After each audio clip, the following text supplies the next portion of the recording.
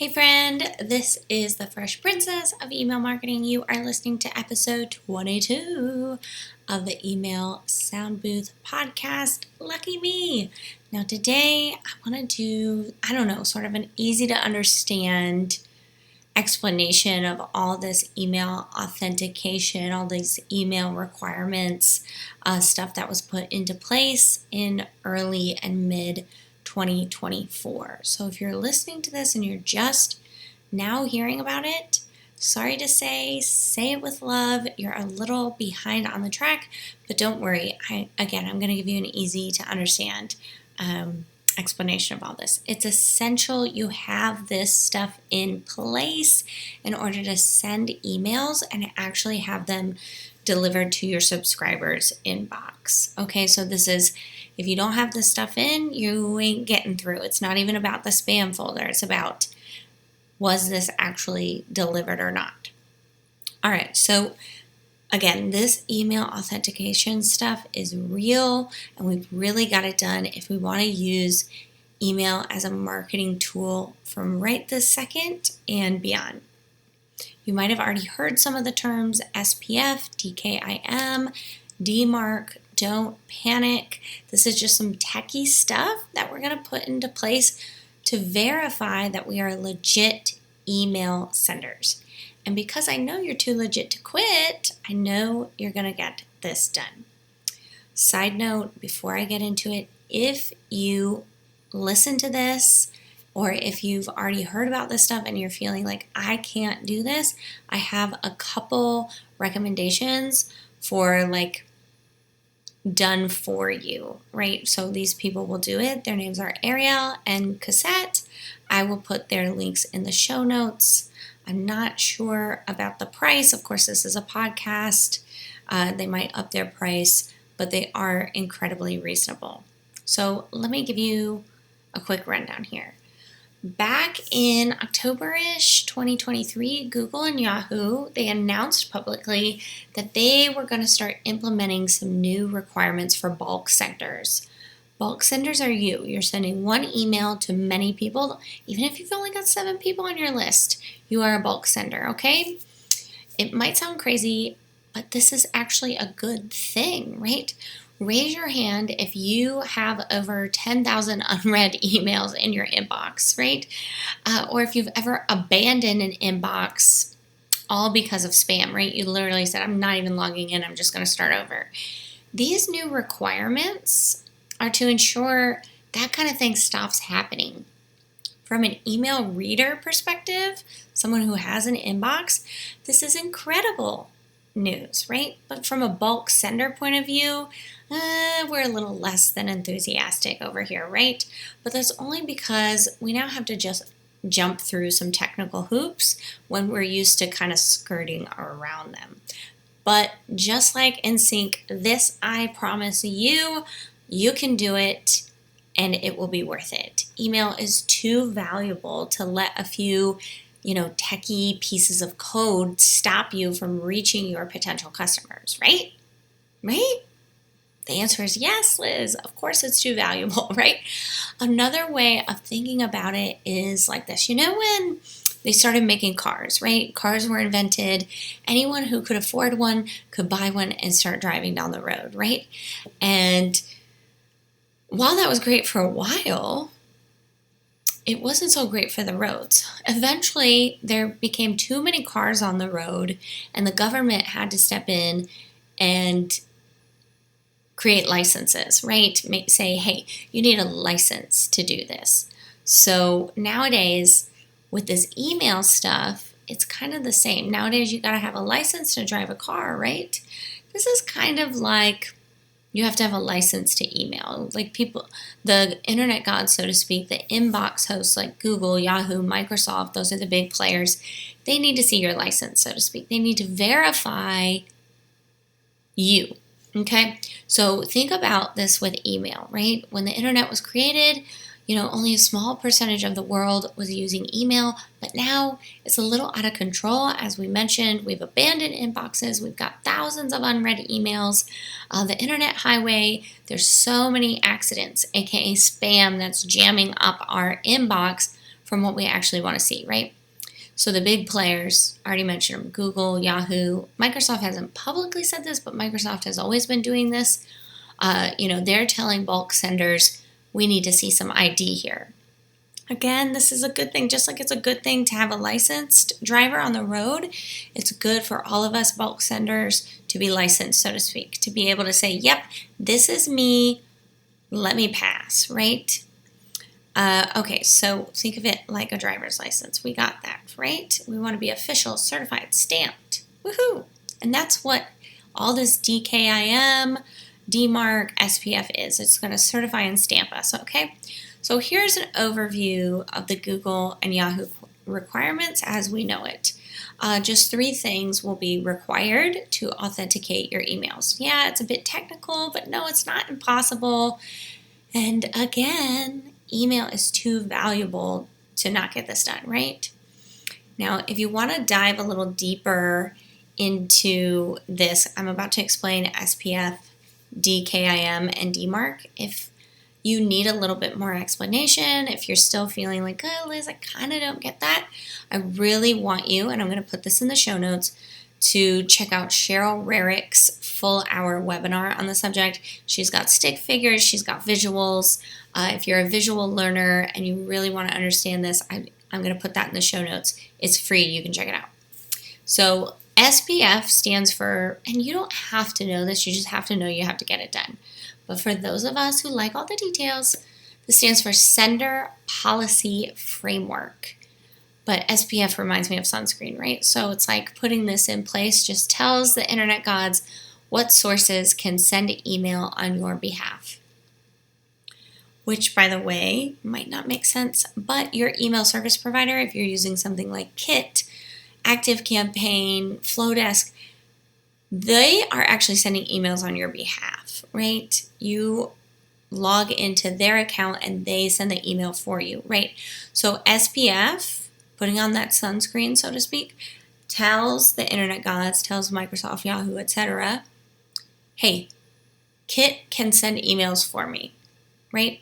So anyone without the SPF on, the internet gods are going to burn them, right? Just like if you don't have your SPF sunscreen on, you're going to get burned. The internet gods, they ain't going to send nothing pretending to be you. So why is this so important to get done ASAP? Again, you are sending emails from different places. I send emails from Kit, but it's likely you might send them from a few different places. Maybe you send them from, you get a link, somebody books your podcast calendar link is sending emails on your behalf. If you work with clients, maybe you're using Calendly, right? They're sending emails on your behalf. So you want to make sure those are included in your SPF so they get through the inbox, right? Okay, so that was SPF. Put your sunscreen on. You don't want to get burned, okay? DKIM, literally, you'll never have to remember this, but I'll tell you anyway. It stands for Domain Keys Identified Mail. Again, my super smart deliverability friend, Cheryl Rarick, she explains it this way. It's like sealing the letter inside an envelope, okay? So it's like when you lick the stamp, you put it on. Or you lick the envelope, you close it, right? Having this in place verifies that nothing has been tampered with when it hits the inbox, when it gets to the inbox, right? I'm sending the email. It gets to the inbox, they're going to search for this DKIM, the internet gods are going to search for it to make sure the seal is not broken, so to speak. This is so important to get done right away because the internet's gods are just telling you this is a new requirement. I've said that before, haven't I?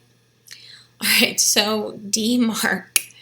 Again, you don't really need to know what this stands for, but I'll tell you anyway. Domain-based message authentication, reporting, and conformance. I tried to warn you. You don't really need to know this. It just makes it sound even scarier. So this is basically just a policy you set up to tell the internet gods minions what to do when an email doesn't pass those first few steps we already covered, right? So this is like a double, triple check. Hey, something is weird about this email. What do you want us to do about it, right? So you can mark it as nothing. Just send it anyway. You can mark it as quarantine, which means mark this email spam and just put it in the spam folder. Or you can mark it as rejected, right? If it doesn't pass those first two tests, you tell the internet gods, hey, I want this to be rejected. And rejected means it won't land in the inbox anyway. Again, I highly recommend Cheryl Rarick's free 1 hour long webinar on this to really, really dive deep into it. And she even offers suggestions on which one you want to pick, the nothing, quarantine, or reject, right? All right, give me 1 sec. I need to drink some water. I guess I could pause or edit this podcast, but I kind of want you to know, like, it doesn't have to be perfect. Just keep going. So how do we authenticate our emails? And y'all, I'm talking to y'all. I said y'all when there's only one of you listening, right? Like, I'm sure you're not in a group setting listening to this and taking notes with each other. Anyway, listen, I am by no means an expert when it comes to authenticating your emails. I'm just putting this all together for you because I know it is that important, okay? I want you to have all this information in one place. And really, the expert here is Cheryl Rarick. And if you're looking for a DIY solution, like something you can do yourself, but you need a guide, I really recommend her deliverability workshops. That is really where it's at. They're on-demand videos, short and actionable. You get access to a Q&A bank, which at this point in the game is probably really, really robust, right? This has been around a while. Like I said, and not to, be a scaredy cat, but you're behind if you haven't done this yet. And you can also submit your own questions to Cheryl. She really, she walks through, this is like baby steps. She will really help you make the baby steps possible, okay? I want you to feel confident that your emails are going to get sent so you can actually make money from them. And Cheryl's Deliverability Unboxed is where it's at. That's the name of the workshops, Deliverability Unboxed, okay? Excuse me. So you might have also heard that this doesn't really count unless you're sending 5,000 emails. So you got me. You're likely, if you're brand new to this, maybe not sending 5,000 emails a day. But unfortunately, I want you to. I want you to send those 5,000 emails a day. And once your email list starts growing, you're going to hit that number really, really quickly. And that 5,000 emails a day requirement is only kind of like half true. And who knows for how long, right? Here is the real tea. Okay, baby? Number one, Yahoo itself has stated all senders. That means you. Even if you're sending one email a day, if you're a bulk sender, you're sending from an email service provider like Kit, this does not apply. And chances are you are sending to people with Yahoo emails, right? Of course, I think Google has something like 1.8 billion Gmail users, but Yahoo still has something like 200 or 300 million daily inbox users, okay? So the real tea is this 5,000 email requirement thing is BS. Number two, Microsoft has been suspiciously quiet this whole time, right? We're talking about Yahoo and Google announcing this stuff. My friend, let me tell you, Microsoft has likely been requiring all of this the whole time. And that might be the reason why some of your metrics are down or why you go to spam often. Microsoft has always been super stringent. And so they've probably been putting you in spam if you don't have this, right? Microsoft is like the definition of does not play. Like they are not playing around. And of course, number three, like I'm not a fortune teller, but I do predict the 5,000 emails a day thing that you might have Googled. I predict it's going to get stricter. I believe this is the first iteration of the new rules, And, in the next year or two, every bulk sender, that's you, remember, will absolutely have to have all of these things in place. My theory is, most companies, they roll out new features and requirements to a segment of their users before another thing happens, right? It's like when Instagram created like IGTV, it rolled out to just a segment, right? And then it was available to everyone. So loads of people might wait until they see that they can no longer send emails, and then you'll be kind of screwed, right? Does that make sense? So I'm not saying any of this to make you panic. It's just matter-of-fact stuff. Policies and requirements change all the time. It's our job as users, and especially as business owners, to simply abide so we can keep playing this email game. Okay, and honestly, this is going to thin out all the competition and the junk in our inboxes, so it's a win-win. Let me sum it up for you. Email is too valuable for you to put at risk, my boo-boo. You have got to get this done to email with any effectiveness. And by effectiveness, I mean, do you want to get through to the inbox to your subscribers or not? Lucky for us, it's just 3 things: SPF, DKIM, and DMARC. You can hire a service provider. I'm going to put a couple in the show notes to do it for you. Or you can get a DIY solution with Cheryl Rarick. Of course, I'm going to put her free webinar up in the show notes and her deliverability unboxed. Everyone that I'm recommending is A+.